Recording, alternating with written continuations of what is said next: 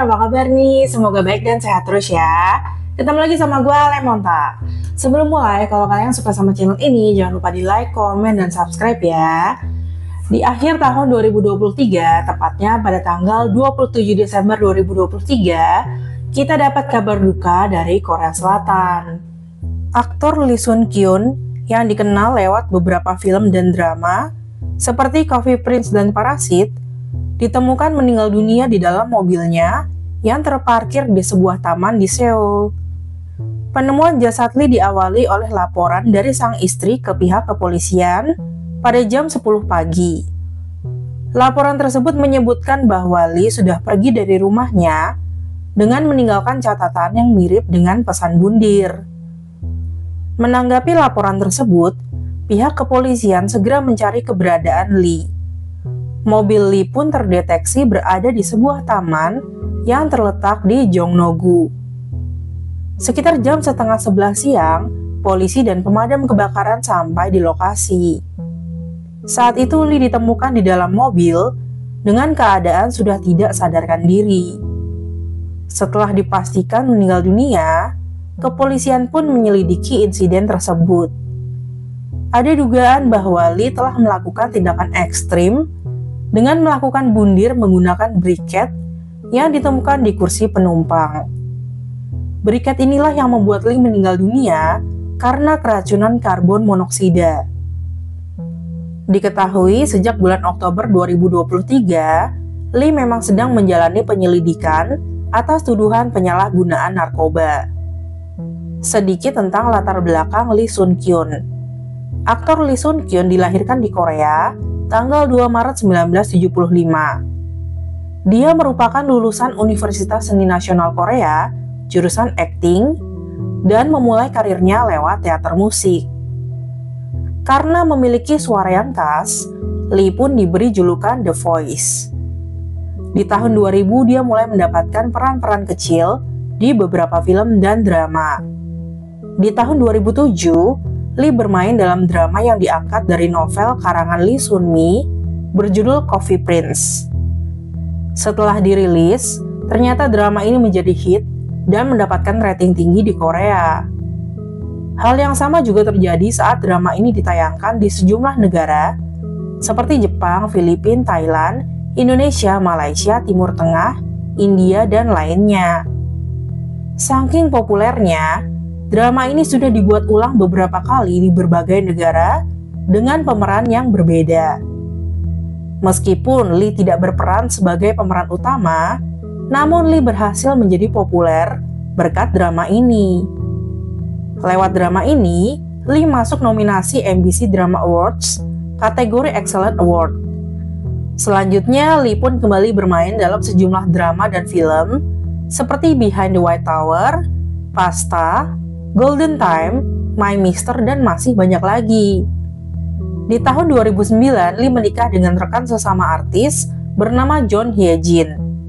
Keduanya diketahui sudah pacaran selama 7 tahun.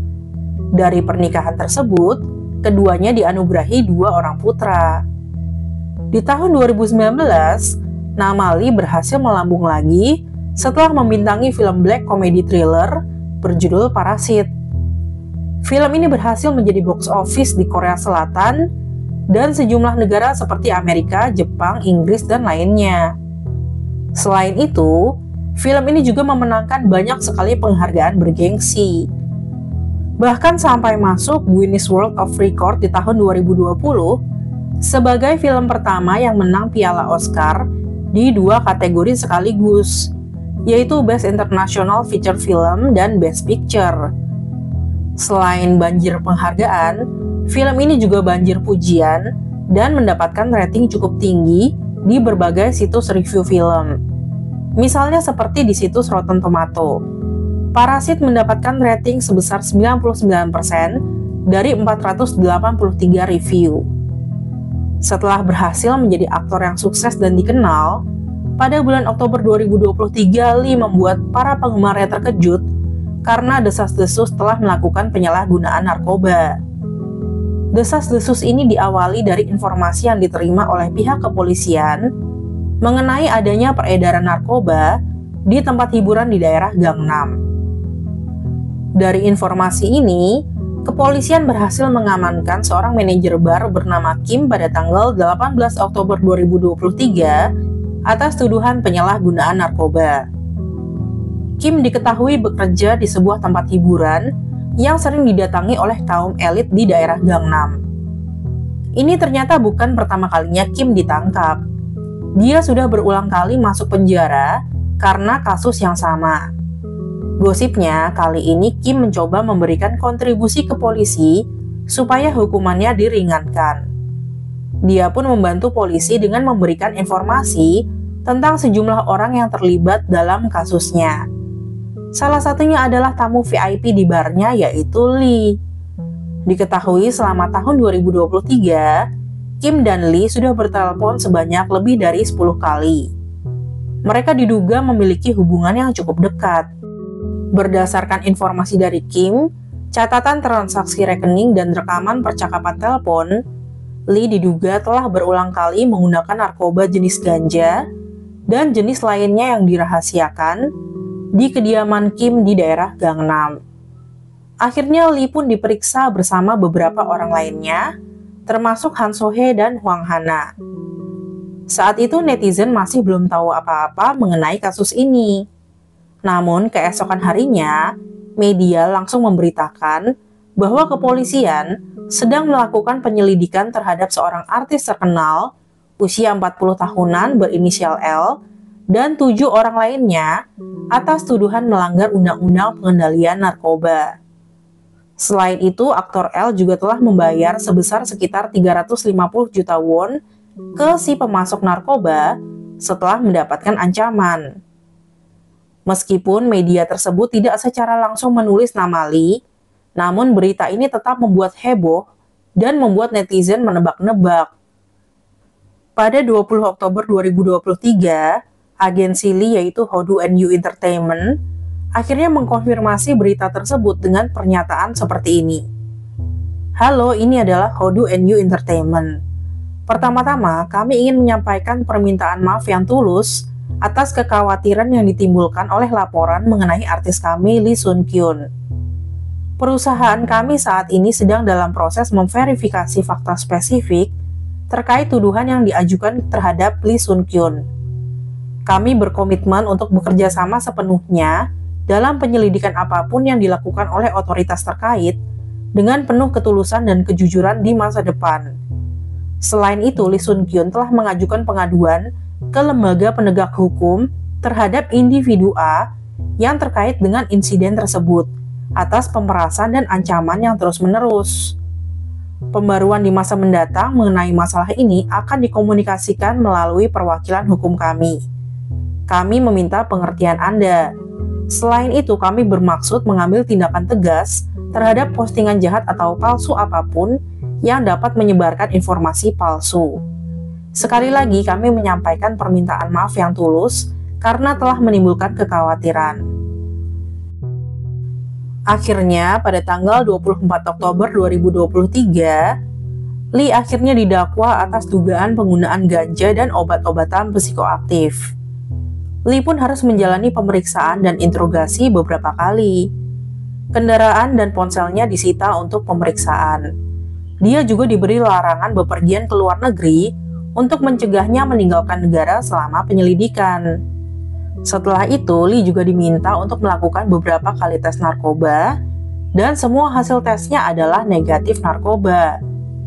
Meskipun begitu, Lee mengaku telah ditipu oleh Kim, sehingga secara tidak sadar telah menggunakan narkoba. Kabarnya, setiap ke tempat Kim, Lee sudah beberapa kali ditawarin narkoba tapi nggak pernah mau. Namun suatu hari Kim memberinya obat yang disebutnya sebagai obat tidur. Jadi katanya sih si Lee nggak tahu kalau obat yang dia pakai itu narkoba. Dipikirnya cuman obat tidur biasa. Pokoknya dia tuh merasa ditipu sama si Kim. Lebih parahnya lagi, setelah itu si Kim bersama dengan rekannya yaitu Park juga memeras Lee. Kim mengaku bahwa ponselnya sudah dihack. Padahal di dalam ponsel tersebut terdapat informasi mengenai Lee yang menggunakan narkoba.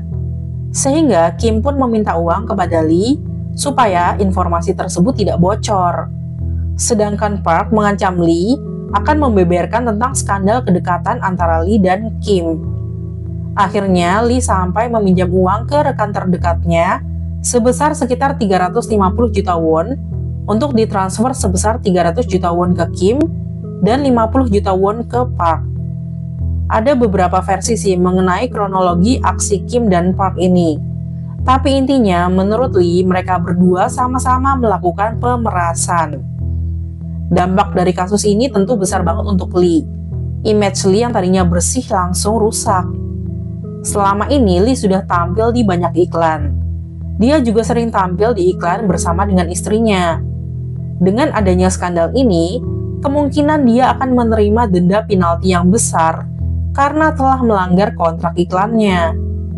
Dia juga secara sukarela mengundurkan diri dari drama thriller yang sedang diproduksi berjudul No Way Out. Beberapa brand yang bekerja sama dengan Lee juga langsung melakukan penyesuaian. Pokoknya bisa dibilang semua aspek kehidupan Lee jadi hancur banget deh. Mulai dari karir, keuangan, sampai kemungkinan rumah tangganya juga bisa terpengaruh. Pada tanggal 26 Desember 2023, Lee lewat pengacaranya meminta ke unit investigasi kejahatan narkoba kantor polisi Incheon untuk melakukan pemeriksaan pendeteksi kebohongan. Sayangnya, pada tanggal 27 Desember 2023, Lee ditemukan seorang diri di dalam mobilnya dalam keadaan sudah tidak bernyawa. Lee meninggalkan surat berisi pesan untuk istrinya yang bertuliskan, "Tidak ada yang bisa dilakukan. Ini adalah satu-satunya cara." Lee juga meninggalkan pesan untuk agensinya sebagai berikut. "Saya minta maaf karena biaya penalti untuk iklan dan film tersebut sangat tinggi." Lee tutup usia di usia 48 tahun. Kepergian Lee tentunya meninggalkan duka yang mendalam untuk keluarga, penggemar, dan seluruh pelaku industri hiburan di Korea Selatan.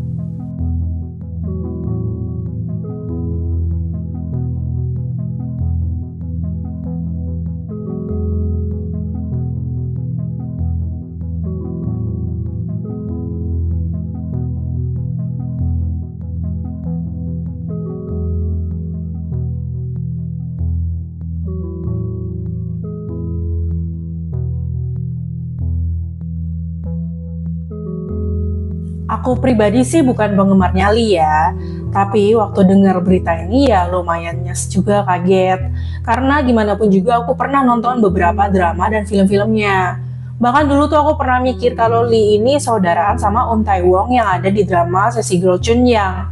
Karena mirip-mirip gitu. Sekian cerita hari ini, terima kasih sudah nonton sampai akhir ya. Dah.